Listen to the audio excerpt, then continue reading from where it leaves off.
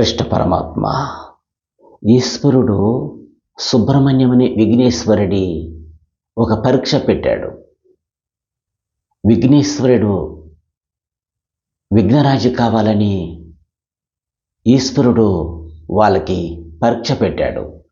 ఈ 12 నదుల్లో ఎవరైతే శుద్ధి స్నానం చేసి నా దగ్గరకు వచ్చేవాడికే యజ్ఞరాజు ఇస్తానని అతను ఆజ్ఞాపించాడు.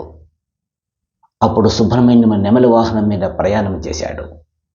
విఘ్నేశ్వరుడు తండ్రి దగ్గరికి వెళ్ళి, పితామహ, నువ్వు చేసిన ఈ పరీక్ష నాకు సంతోషం లేదు, కానీ నా శరీరము నవయములు నీకు తెలుసు. నేను ఎటువంటి వాడును, ఒక్క అడుగు కూడా ఎక్కడికి కదలలేకపోయిన పరిస్థితుల్లో నన్ను పరీక్ష తండ్రి అని ప్రార్థించాడు.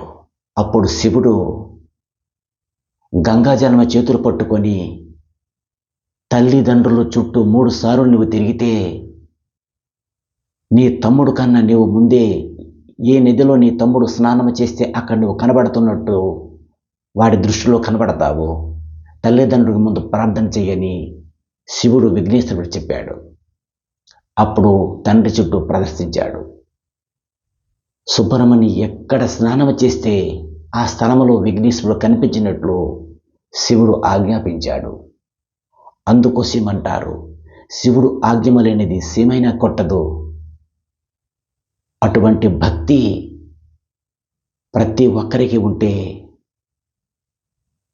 నువ్వు ఏ భగవంతుడికి ప్రార్థించిన అవసరం లేదు.